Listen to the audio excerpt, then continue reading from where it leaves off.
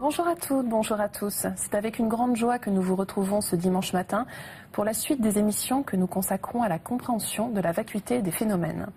Nous avons vu la semaine dernière ce que désignait cette expression, qu'il s'agit de la nature de toute chose. Nous allons voir plus précisément aujourd'hui en quoi le fait de se familiariser avec la vacuité peut avoir un impact sur la gestion de la souffrance et nous faire gagner une certaine liberté. Quelles sont alors les méthodes pour y arriver ? Existe-t-il des méditations spécifiques dans le bouddhisme ? Qu'en est-il de la pleine conscience dans le domaine psychologique ? Quelle qualité cela peut-il générer ? Nous retrouvons pour en parler nos deux invités, Roland Reich et Christophe André. Christophe André, bonjour. Bonjour. Je rappelle que vous êtes médecin psychiatre à l'hôpital Sainte-Anne, à Paris, et que vous animez des groupes de méditation avec vos patients. Merci d'être avec nous. Roland Reich, bonjour. Bonjour. Alors je rappelle que vous êtes quant à vous un disciple de Maître Tezen Deshimaru. Oui. Vous êtes moine zen, vous enseignez le bouddhisme depuis une trentaine d'années au dojo zen de Nice et au temple zen de la Gendronnière. C'est cela. Alors nous avons vu la semaine dernière ce qu'englobait ce concept, cette notion, ce mot de vacuité, on va dire. Aujourd'hui on va essayer de voir s'il n'est pas trop compliqué à mettre en pratique et surtout si en tant qu'occidentaux nous ne sommes pas trop prisonniers justement de nos schémas mentaux. Est-ce qu'on ne devrait pas justement essayer de se déconditionner en fait de tout cela ? Alors effectivement, je crois qu'on est prisonnier d'une chose, c'est surtout de notre langage. C'est-à-dire qu'on a tellement l'habitude d'apprendre à dire « moi, je » comme sujet de mon discours, qu'on finit par croire que ce qui est un pronom personnel et qui est le sujet des phrases que l'on prononce est quelque chose de substantiel. Parce qu'on dit « moi, je », on pense que ce « moi-je » est une chose substantielle, permanente, alors que ce n'est qu'une figure de langage. Le « je pense donc je suis » de Descartes, et vraiment on peut dire que la mentalité occidentale est façonnée par ce genre de pensée. Le « je pense donc je suis ».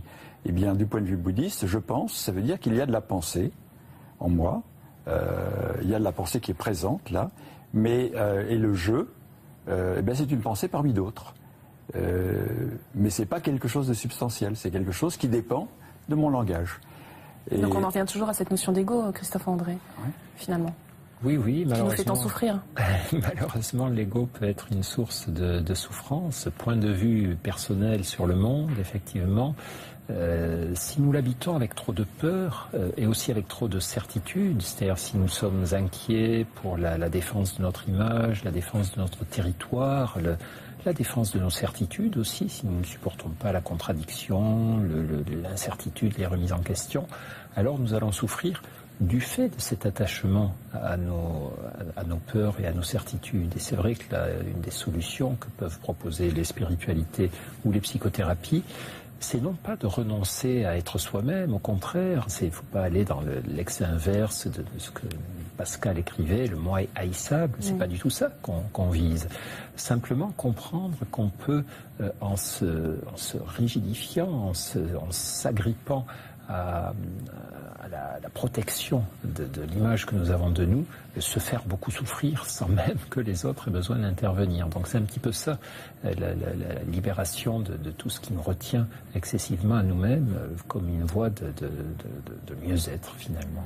Plus précisément, Roland Reich, est-ce qu'il existe des méditations dans le bouddhisme consacrées à cette familiarisation finalement avec la vacuité ? Oui, alors moi je ne peux parler que de la méditation bouddhiste que je pratique, c'est-à-dire le zazen. Oui. Le zazen est une méditation déjà sans objet, c'est-à-dire que on n'a pas un objet particulier de méditation, on se concentre sur son propre corps, sa respiration, et on est en présence de ce qui se passe à chaque instant. Et ce que l'on constate, c'est que ce qui se passe à chaque instant apparaît et disparaît, et n'a pas de substance, n'est pas quelque chose de saisissable. Donc on est directement en contact avec la vacuité au sens de l'impermanence. Et un maître zen, qui était le maître Enno, avait demandé à un de ses disciples « Qu'est-ce qui vient ainsi ?» quand le disciple s'est présenté à lui. Et cette question, qu'est-ce que c'est que ça, moi, là, qui vient ainsi, ou qui suis assis sur ce zafu, sur ce coussin de méditation, c'est la question fondamentale de celui qui médite. Dans un premier temps, on va être pleinement conscient de tout ce qui nous anime.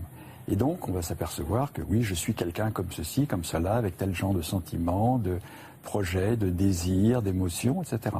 Mais si on va au fond, et c'est pour ça que ce n'est pas la dimension absolue, mais c'est la dimension profonde, si on va au fond des choses, et qu'on se questionne vraiment, mais qu'est-ce que c'est, qu'est-ce que je suis, on s'aperçoit qu'il n'y a là rien de saisissable, rien de substantiel. Et du coup, on va développer un esprit beaucoup plus fluide, parce que ça ne veut pas dire que tout ce qui m'anime n'existe pas, mais ça passe, comme les nuages dans le ciel. On emploie souvent cette expression dans la méditation zen. Et du coup, on va apprendre cette fluidité mentale, de ne pas s'agripper à nos représentations, à nos pensées, à nos émotions, parce qu'on sait qu'au fond, on a fait l'expérience qu'au fond, elles ne sont pas durables, elles n'ont rien de substantiel. Et donc, la méditation par excellence sur la vacuité, c'est pas de méditer sur le vide, c'est au contraire de se demander, mais qu'est-ce que c'est que ça? Aussi bien moi-même que ce que je crois posséder, ce que je crois avoir obtenu, qu'est-ce que c'est que ça? Pour s'apercevoir que finalement, que, comme le disait le Bouddha, ce sont simplement 5 agrégats, 5 composants qui sont amenés à se dissocier et qui ne vont pas avoir d'existence permanente. Alors, est-ce que cela rejoint la méditation en pleine conscience que vous pratiquez, Christophe André? C'est la même chose? C'est très proche, oui. Là, en écoutant Roland, je retrouve exactement ce qui est l'objet de la méditation en pleine conscience. Et c'est vrai que j'aime bien cette formule, au fond, de cette méditation qui n'est pas méditer sur le vide, mais méditer sur la vie, sur cette vie qui est en train de s'écouler en moi. Sur ce que l'on ressent? Oui, au travers de mon souffle, au travers de mes sensations corporelles, au travers du mouvement de mes pensées. Et une métaphore qu'on fait souvent, c'est on compare la pleine conscience à une bougie, à la flamme d'une bougie qui ramollit nos rigidités, nos accrochages, un petit peu comme la flamme ramollit la cire, et qui permet un retour à une fluidité, à l'observation, à l'expérience de cette fluidité. Effectivement, cette crampe que j'ai, si je me crispe sur elle, si je focalise mon attention sur elle, il va me sembler inévitable de devoir bouger, changer de position. Et si au contraire j'ouvre ma conscience, j'accepte qu'elle soit là, mais j'accueille aussi mon souffle, les sons, les autres parties de mon corps, assez souvent, effectivement, elle va se dissiper d'elle-même. Et là, j'ai fait une expérience majeure, parce que c'est une chose de savoir que nos douleurs peuvent passer, et c'en est une autre que de l'avoir vécu, ressenti, expérimenté dans l'instant, et observer que ça pouvait réellement exister dans un laps de temps assez bref. En tant que médecin, qu'est-ce que vous dites à vos patients concrètement? Est-ce que vous leur parlez de cette vacuité ou pas? Non, parce que j'essaie de faire lorsqu'on parle de pleine conscience, en tout cas, j'essaie d'avoir le discours le moins théorique possible et de les inciter à une curiosité, une bienveillance par rapport à tout ce qu'on va éprouver pendant la pleine conscience. Et on expérimente d'abord et on essaie de conceptualiser ensuite. Mais pour nous, c'est un point très important de faire à nos patients l'expérience que lorsque la souffrance survient dans nos vies, l'attitude la plus toxique et la plus dangereuse pour nous, c'est de nous focaliser sur elle ou de vouloir la fuir, de vouloir absolument l'éviter. Et l'attitude la plus porteuse, la plus intelligente, j'allais dire, c'est vraiment d'accepter qu'elle soit là, mais qu'il n'y ait pas qu'elle à notre conscience. Élargir vraiment. Voilà, vraiment ne pas se recroqueviller sur elle. Et on le sait tous, mais si on l'expérimente et si on le pratique dans la pleine conscience, alors c'est un grand pas en avant qu'on aura fait. Vous êtes d'accord, Roland Reich, avec ça? Tout à fait. Dans le zen, on dit que quand l'esprit ne demeure sur rien, le véritable esprit apparaît, l'esprit vaste. C'est la pleine conscience, l'esprit vaste. Hein. C'est-à-dire cet esprit qui est toujours dans l'accueil de la nouveauté, mais qui ne se crispe pas sur quoi que ce soit, qui ne se fiche pas, qui ne s'identifie pas au phénomène. Et comme disait Christophe André, il y a de la souffrance en moi, mais je ne suis pas cette souffrance. De même qu'il peut y avoir de la pensée en moi, mais je ne suis pas cette pensée. Mon esprit est beaucoup plus vaste que les phénomènes qui le traversent. Et donc, ça permet de garder de l'espace intérieur, de la possibilité d'évoluer, de prendre du recul, de se détacher de ce qui arrive. Et c'est une source de très grande liberté. Et en plus de ça, cette liberté signifie qu'en agissant ainsi, en pratiquant le lâcher-prise, on s'harmonise avec la réalité ultime, la réalité la plus profonde. Donc, il s'agit même du sens de notre vie. Si on peut avoir un sens à la vie en se donnant des désirs, des choses qu'on veut atteindre, etc. Mais je crois que le sens profond de la vie, c'est d'arriver à vivre en harmonie avec ce que c'est que de vivre. Qu'est-ce que c'est que d'être un être vivant? Et c'est-à-dire de retrouver cette fluidité, cette capacité de vivre dans l'interdépendance et de ne stagner sur rien, Et ça, c'est être vraiment vivant et être en harmonie avec le dharma, avec l'ordre cosmique. Mais j'imagine que cela demande une certaine régularité dans la pratique. Hein. Ça ne vient pas du jour au lendemain. Non, mais je crois la base de toute forme de méditation, mais je crois qu'on pourrait dire de toute forme de sagesse, c'est vraiment la pratique régulière et la multiplication des expériences. Une fois de plus, je crois que comprendre une idée, un concept, c'est important évidemment en termes d'étapes préliminaires, mais avoir traversé et vécu ça et avoir choisi aussi de s'en approcher, parce qu'on parle de vacuité, il y a parfois des patients qui font une expérience terrifiante et foudroyante de ce sentiment de vide existentiel, comme dans la dépression par exemple, mais ça, ce n'est pas une approche choisie. C'est vraiment, je crois que dans la pleine conscience, on décide d'apprivoiser non pas la vacuité, mais notre peur de prendre conscience et d'expérimenter la vacuité. Et à ce moment-là, on s'aperçoit qu'il n'y a pas de danger, il n'y a au contraire que des promesses ou que des avantages à s'en approcher.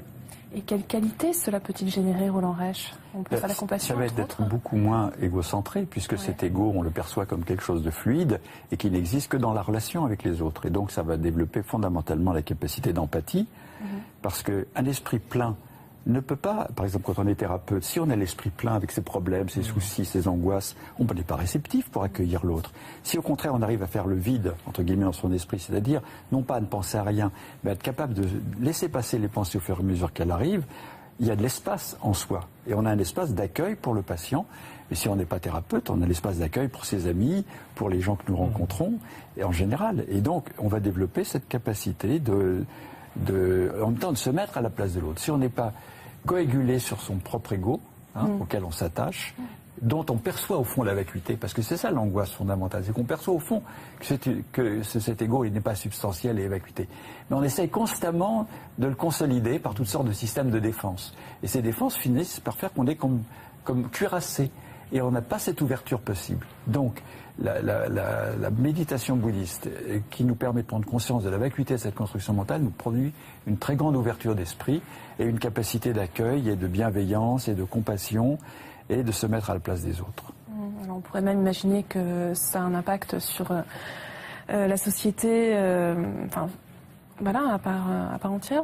Oui. De toute façon, on sait bien que les changements dans les groupes et dans les sociétés commencent. Alors, c'est pas toujours suffisant, mais il est nécessaire que les individus aient commencé par changer, qu'ils soient prêts à provoquer, à accueillir ce changement. Et c'est vrai que l'expérience de la vacuité peut nous aider à progresser par rapport à de grands fléaux de notre époque, que sont l'individualisme, l'attachement à l'ego, vraiment la rigidification sur soi et sur ses intérêts, et le matérialisme, la certitude qu'au fond, la possession, le statut, le pouvoir sont des réponses aux angoisses, aux inquiétudes, aux souffrances. Et évidemment, chacun de nous sait que ce sont des impasses, mais est-ce que nous faisons suffisamment ce travail de libération par rapport à ces deux grandes menaces? C'est toute la question. Vous avez un mot à ajouter, Roland Reich, pour conclure cette émission? Oui, je pense que la vacuité, c'est ce qui permet de développer la solidarité, c'est ce qui permet de lâcher prise avec cette peur de perdre qui nous obsède et qui nous empêche d'être plus solidaires avec les autres, de donner, d'aider, de donner de l'attention, du temps, et donc pratiquer le don, pratiquer le partage, c'est actualiser la vacuité, c'est-à-dire le non-attachement à nos possessions, à notre petit ego, et vivre en vérité ce qu'il en est de notre existence réelle, c'est-à-dire d'être solidaire avec les autres. Je vous remercie infiniment à tous les deux d'avoir été avec nous aujourd'hui. Merci beaucoup. Et si vous souhaitez aller plus loin, voici quelques ouvrages que nous vous conseillons. Tout d'abord de Roland Reich, Jitsuyu Zanmai, Méditation et éveil, publié aux éditions Yunokuzen. Et de Christophe André, Méditer jour après jour, aux éditions L'Iconoclaste, 25 leçons pour vivre en pleine conscience. Vous pouvez voir et revoir cette émission pendant toute une semaine sur le site internet de France 2, rubrique tous les programmes et chemin de la foi. Merci à tous de votre fidélité. Je vous souhaite une très, très belle semaine. À dimanche prochain.